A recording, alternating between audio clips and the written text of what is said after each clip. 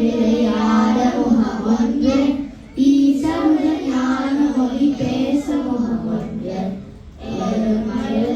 விளையாட முகம் ஒன்று ஈசனுடன் ஞான மொழி பேச முகம் ஒன்று கூடும் அடியாளவனை தீர்க்க முகம் ஒன்று குண்டுகள் மேல் வாங்கி நின்ற முகம் ஒன்று கூடும் அடியாளவனை தீர்க்க முகம் ஒன்று குண்டுகள் மேல் வாங்கி நின்ற முகம் ஒன்று மாலைப்படை சூரரை வதைத்த முகம் ஒன்று நல்லிய மனம் புரள வந்த முகம் ஒன்று மாலைப்படை சூர